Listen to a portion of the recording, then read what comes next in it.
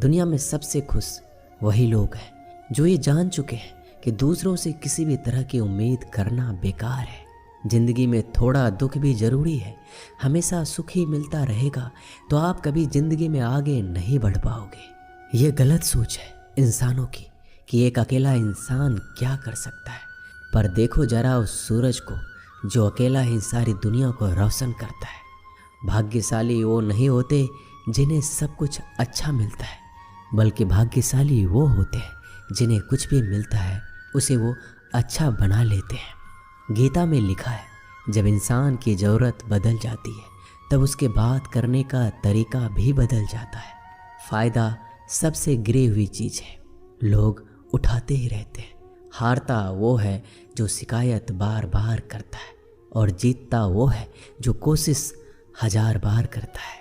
जिस इंसान को हम बेहद प्यार करते हैं वही इंसान हमारा सबसे ज़्यादा फ़ायदा उठाता है, क्योंकि वो इंसान जानता है कि हमारी कमज़ोरी क्या है। इतने समझदार बनो कि किसी को माफ़ कर दो, लेकिन इतने बेवकूफ़ मत बनो कि धोखा देने वाले पर दोबारा विश्वास कर बैठो। उम्मीद मत छोड़ना, कल का दिन आज से बेहतर होगा। ज़िंदगी में उस लेवल तक पहुंच जाओ कि लोग आपको खोकर पछताए। जीवन में कभी भी किसी से अपनी तुलना मत कीजिए। आप जैसे हो सर्वश्रेष्ठ हो, क्योंकि ईश्वर की हर एक रचना सर्वोत्तम होती है। खुद को किसी से कम समझना ईश्वर की रचना का अपमान है।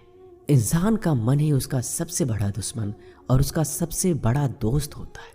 यदि मन आपसे जीतता है तो आपका दुश्मन बन जाता है, और यदि आप मन से जीतते हो तो आपका सच्चा दोस्त बन जाता है। यदि कोई आपको नज़रअंदाज करे तो बुरा मत मानना, क्योंकि लोग अक्सर अपनी हैसियत के हिसाब से चीज़ों को नज़रअंदाज करते हैं। उन लोगों के पीछे कभी मत भागना जिन लोगों को आपकी कोई परवाह नहीं। श्री कृष्ण कहते हैं, गलती हर इंसान से होती है, लेकिन गलतियां सुधारता वही इंसान है जो दिल का साफ होता है और रिश्तों को खोना नहीं चाहता। जिंदगी का सबसे बड़ा थप्पड़ किसी से की गई उम्मीद मारती है। कभी कभी इंसान ना टूटता है ना बिखरता है, बस हार जाता है, कभी खुद से तो कभी किस्मत से तो कभी अपनों से। हर जिंदगी में खुद को समय जरूर दें, क्योंकि पहली ज़रूरत आप खुद हैं।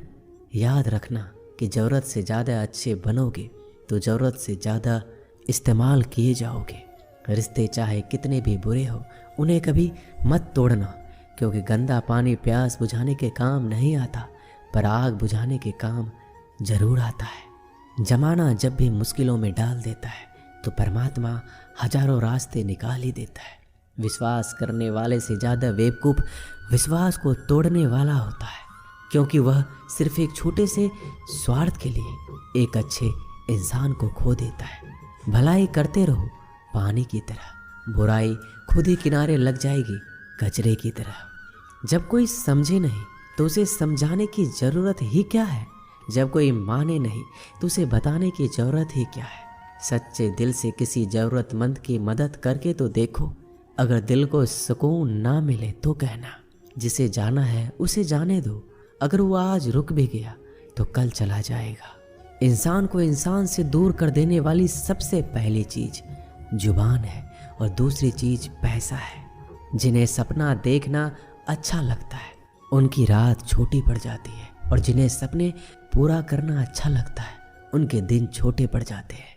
किसी की आदत देखनी है तो उसे इज्जत, और किसी की अगर फितरत देखनी है तो उसे आज़ादी दो। हर इंसान में कोई ना कोई प्रतिभा ज़रूर होती है, पर लोग अक्सर इसे दूसरे जैसा बनने में नष्ट कर देते हैं। महंगे इतने भी मत बनो कि लोग तुम्हें बुला ना सके, और सस्ते इतने भी मत बनो कि लोग तुम्हें नचाते ही रहे।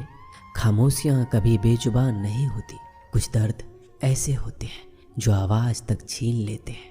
आजकल के लोग आपकी एक गलती के पीछे आपकी सारी अच्छाइयाँ भूल जाते हैं। जितने लोगों को समझाते जाओगे उतना ही अकेलापन और भी अच्छा लगता जाएगा। खत्म हो जाएंगे वो भी रिश्ते जिनसे मिलकर लगता है कि ये उम्र भर साथ देंगे। श्री कृष्ण कहते हैं, अहंकार किसी भी चीज़ का हो सर्वनाश करके ही छोड़ता है। खाली वक्त में तो हर कोई बात कर लेता है, प्यार तो तब होता है जब कोई आपसे बात करने के लिए आपका अपना सारा वक्त खाली कर दे। सब कुछ ठीक करने का इंतजार करोगे तो बैठे ही रह जाओगे। आप हिम्मत करो, खुद उठो, अपनी ज़िंदगी में सब कुछ ठीक कर दो।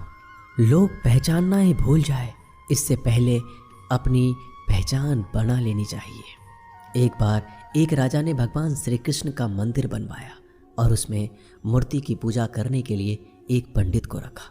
हर रोज अपनी मंत्री से कहकर मंदिर में एक माला भिजवाता था और पंडित जी को वो माला श्री कृष्ण को चढ़ाना होता था।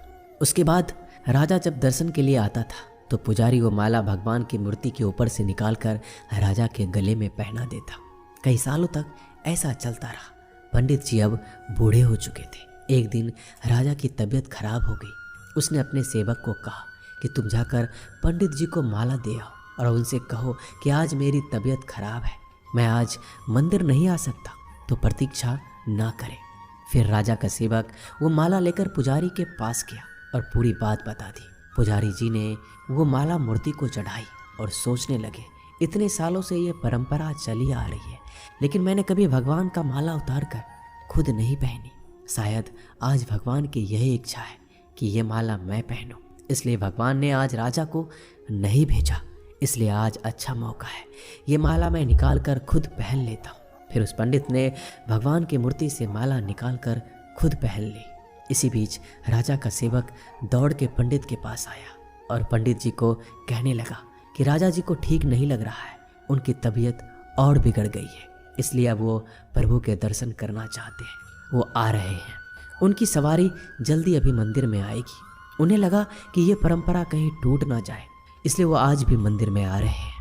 जब पंडित जी को इस बात का पता चला तो उन्होंने फटाफट माला अपने गले से उतारी और जाकर फिर से भगवान की मूर्ति को चढ़ा दी। फिर कुछ देर बाद राजा वहाँ आए और रोज की तरह पंडित जी ने भगवान के ऊपर से माला निकाली और राजा को पहना दी।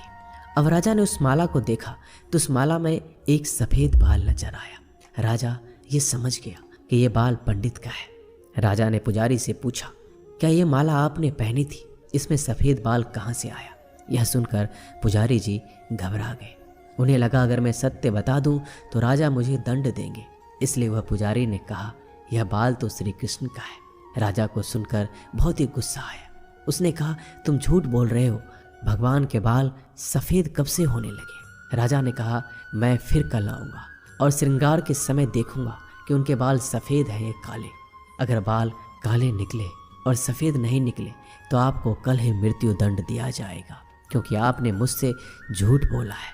राजा ये कहकर वहाँ से चला गया। इधर पुजारी भगवान के चरणों में गिरकर रोने लगे कि हे प्रभु, मुझे माफ़ कर दीजिए, मैं लोभ में आ गया था, मुझे लगा मुझे ये माला पहन लेनी चाहिए, मुझे बचा लीजिए, नहीं तो कल राजा मुझे मार देगा। तो पुजारी पूरी रात भगवान के चरणों में गिरकर रोने लगा, विनती करने लगा कि प्रभु मुझे बचा लीजिए। अगली सुबह राजा मंदिर पहुंचा। राजा ने भगवान की मूर्ति के ऊपर से मुकुट निकाला और उनके बाल देखे। राजा चौंक गया क्योंकि भगवान की मूर्ति के ऊपर सफ़ेद बाल थे। राजा ने सोचा ये पुजारी की कोई चाल है, इसने मौत की सज़ा से बचने के लिए भगवान के बाल सफ़ेद कर दिए हैं। राजा यह बाल असली या नकली इसकी जांच करने के लिए बाल तोड़ने लगा। जैसे ही राजा ने कुछ बाल तोड़े तो मूर्ति में से खून की धारा बहने लगी। राजा भगवान के चरणों में गिर गए और क्षमा मांगने लगे और रोने लगे, कहा मुझे माफ़ कर दीजिए। तभी मूर्ति से एक आवाज़ आई, राजा तूने सिर्फ मुझे मूर्ति माना, इसलिए मैं तुम्हारे लिए सिर्फ एक मूर्ति हूँ। लेकिन पुजारी ने मूर्ति में साक्षात भगवान देखा, इसलिए मुझे मेरे भक्त की रक्षा करने के लिए मेरे बाल सफ़ेद करने पड़े और खून की धारा बहानी पड़ी, ताकि मैं समझा पाऊँ कि जहाँ भाव है वहाँ भगवान है। अगर आप वाकई में भगवान का स्मरण करते हैं, उन्हें देखना चाहते हैं, तो आपके अंदर सिर्फ भाव होना चाहिए। ये एक छोटी सी कहानी हमें शिक्षा देती है कि भगवान के आशीर्वाद के सिवाय कुछ भी संभव नहीं। अगर आप सच्चे दिल से भगवान को पुकारते हैं तो भगवान आपकी मदद के लिए ज़रूर आते हैं।